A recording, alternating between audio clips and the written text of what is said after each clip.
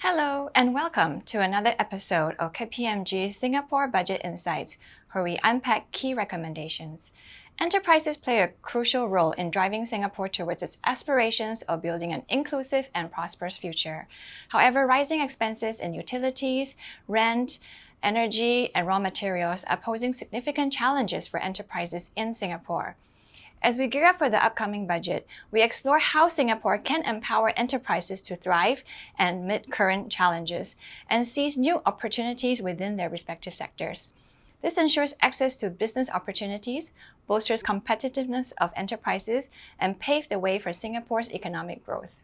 I'm your host, Rebecca Lee, and today I'm joined with Woo Hong, who is Head of Private Enterprise at KPMG in Singapore, and Bohan, Partner of R&D and Incentives Advisory.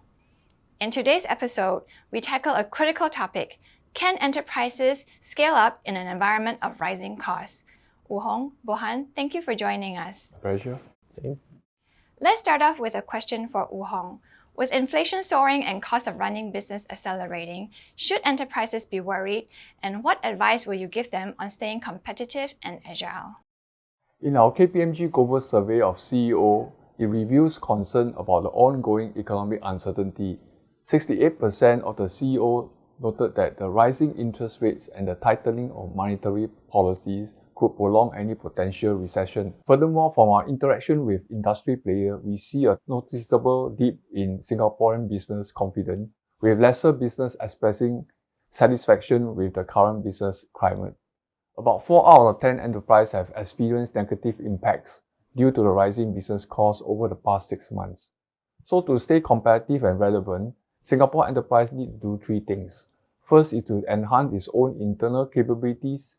Secondly, to step up digitalization and technological innovation. And thirdly, to embark on an internationalization journey. These are excellent points, especially since the escalating cost is a huge concern of businesses. Now we move on to Bohan. How can enterprises cope with escalating business costs yet pursue productivity and innovation for growth? Please share with us examples on how enterprises can strategically leverage on grants and other incentives to capitalize on R&D. Sure, Rebecca. In the same survey mentioned by Woo Hong earlier, Singapore CEOs has identified operational risks and emerging technologies as primary threats to growth. So in the same vein, they have already recognized that productivity and innovation will be the counter threats per se.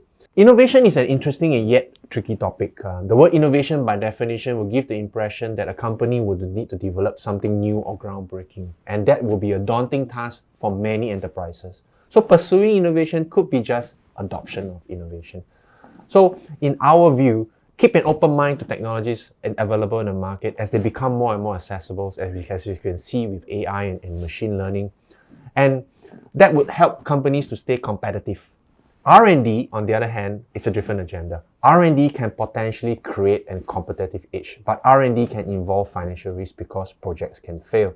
And the Singapore government, again, with the RIE 2025 plan, has committed 25 billion to the research landscape. So we see a wide array of grants and incentives to encourage R&D in enterprises. We have the industry-wide schemes such as the R&D tax incentives that offer 300% tax deduction.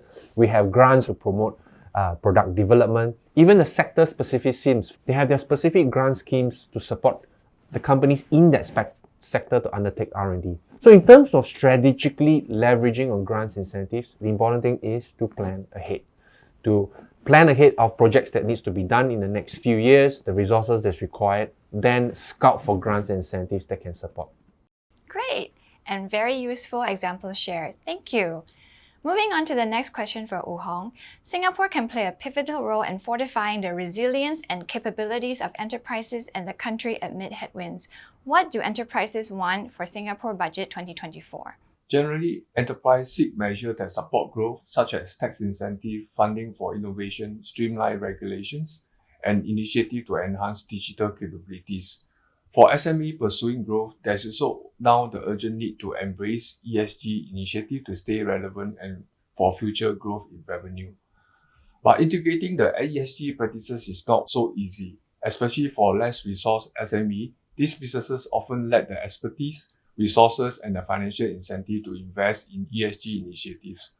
So while a lot has been done. Enterprise that we talked to has given us a lot of feedback that they need more help to be extended on how to automate the reporting requirements, then to provide opportunity for them to engage in workshop and collaborative discussion with all organizations. So if all these feedback can be taken into consideration and the government continue to support the ESG initiative, that will go a long way to help the enterprise to embark on the successful ESG journey. It is clear that the budget has the potential to address these crucial issues. Bohan, back to you. For Budget 2024, how can Singapore enhance its grants and incentives landscape to support companies? Yeah, Rebecca. So the three topics that will be pertinent in the next few years, like what Wu Hong has mentioned, is ESG, and we have artificial intelligence and machine learning. And then lastly, we need to continue to focus on R&D. So for sustainability, we are considering maybe we could introduce a sustainability credit scheme that offers enhanced tax deduction to companies adopting sustainable technologies or solutions. So with the sustainability credit scheme, we can ensure that companies obtain verifiable impacts from the initiatives adopted through measures that are introduced in the scheme.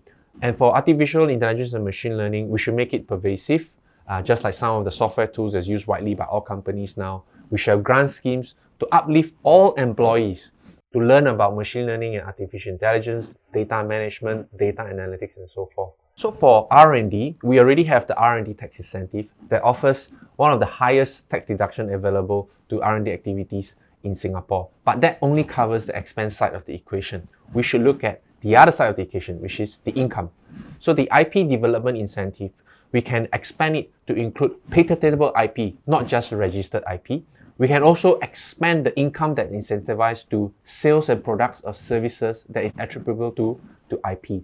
So in that way, we are not only encouraging companies to invest in R&D, but we are letting them to reap the benefits of recurring income that they derive from the IP developed in Singapore.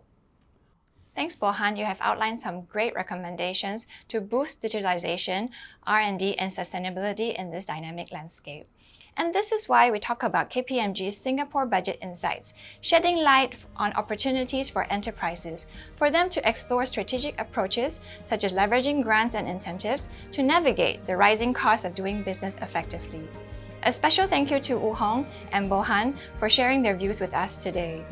Stay tuned for more episodes where we continue to explore critical aspects of Singapore's economic landscape and budgetary considerations.